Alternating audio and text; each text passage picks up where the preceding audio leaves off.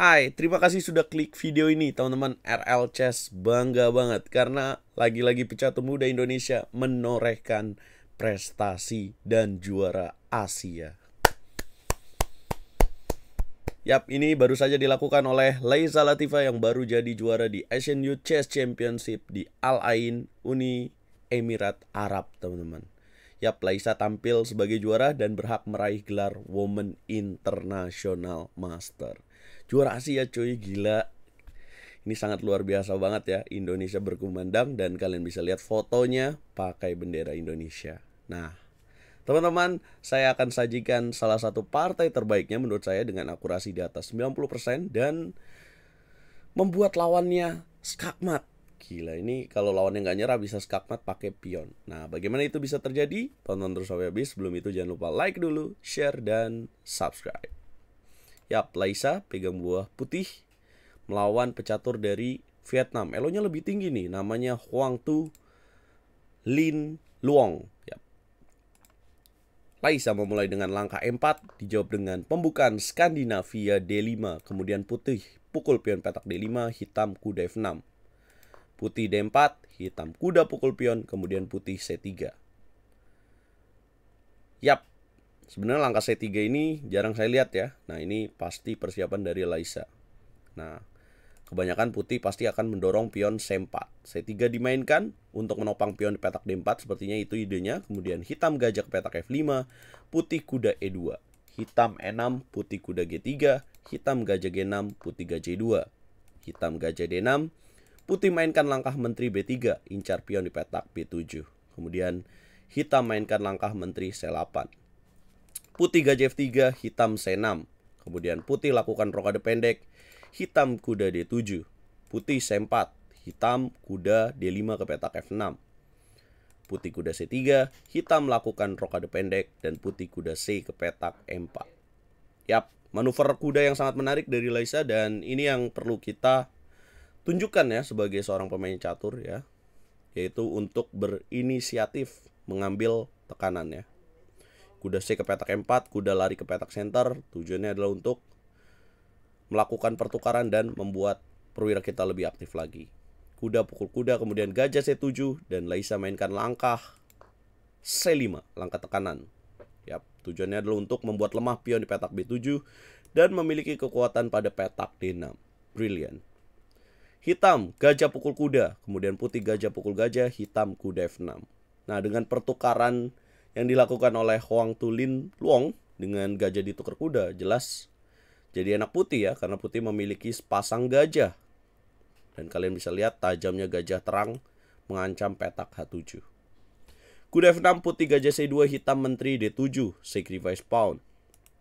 Ya, nggak mungkin lah Laisa makan pion petak B7, karena kalau makan akan terjadi discover check. Ya, itu bukan langkah yang tepat. Kemudian putih benteng D1, hitam H6. Kemudian putih menteri H3.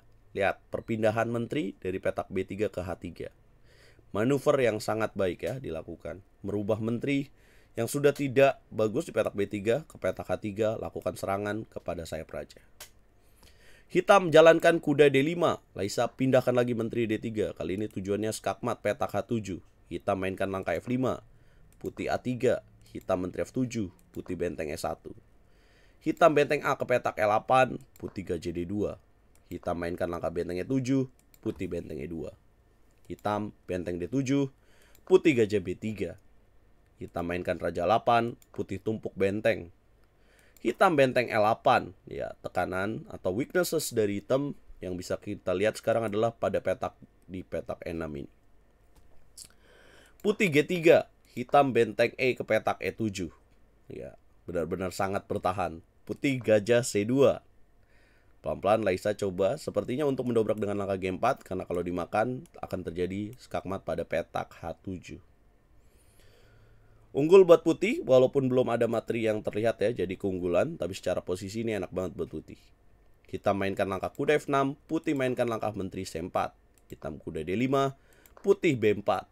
Hitam benteng D8, putih B5. Ya, kasihan jadi hitam ya, diserang kanan dan kiri. Langkah ke-31, Hitam menerima pertukaran, kemudian menteri pukul pion petak B5, kemudian hitam gajah B8. Putih gajah B3, kemudian hitam menteri F6, putih boom gajah 5. Jelas banget tujuannya adalah untuk membuat benteng kabur, kemudian Laisa bisa sikat kuda petak D5 dan ada tekanan pada petak E7.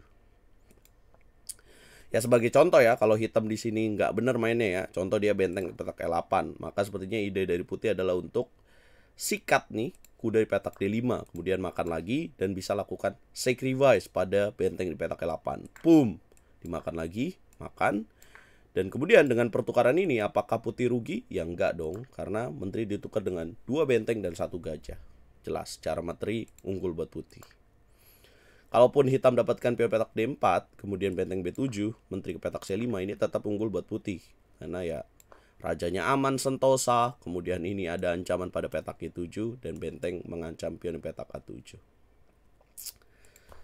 Yap, kalkulasi yang sangat cerdas ya dari Laisa. Dengan gajah ke petak A5, kemudian hitam menjawab dengan gajah C7. Pintar juga lawannya. Kemudian putih di sini lakukan pertukaran pada petak D5. Boom. Kemudian hitam gajah pukul petak A5. Yap. Kemudian putih benteng pukul pion E6.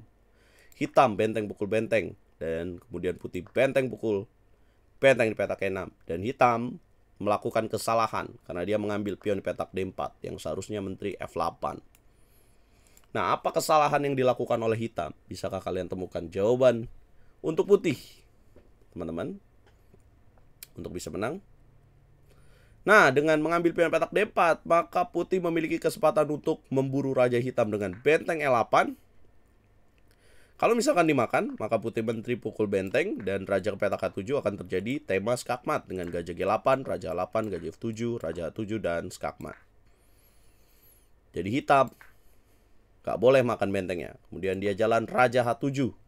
Putih jalan gajah G8, raja ke petak G6, benteng petak E6, raja ke petak G5, dorong lagi pion H4, raja ke petak G4, putih menteri E2, raja ke petak H3, menteri F1, raja ke petak G4, dan sangat luar biasanya Laisa menemukan langkah silent killer move-nya dengan jalan raja ke petak H2. Boom.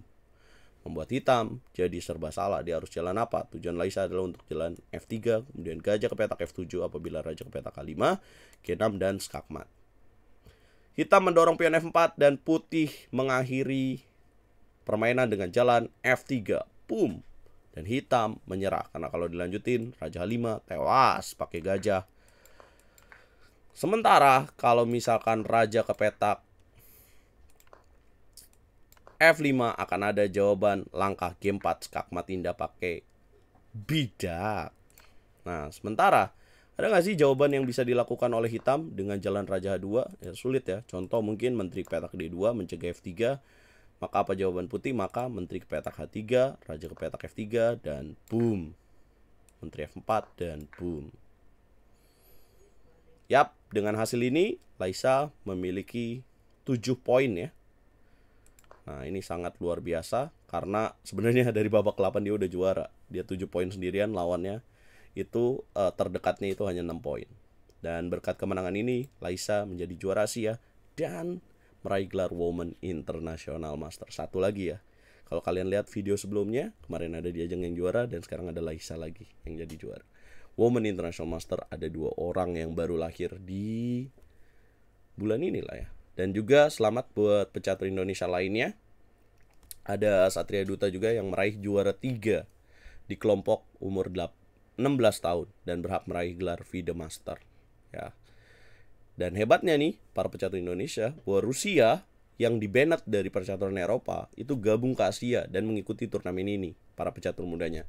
Tapi Indonesia tetap jadi yang terbaik. Nah, kita doakan para pecatur Indonesia ini tidak stuck di sini aja, tapi terus berlanjut dan bisa jadi masa depan cerah catur Indonesia. Support terus pecatur Indonesia. Jangan lupa bantu video ini berkembang dengan cara like, share, komen, dan subscribe. Apa gue bilang? Gue selalu percaya kalau anak-anak muda Indonesia itu bisa ngalahin mereka semua. Oke? Catur Yes Indonesia. Jaya bosku. Goks gak?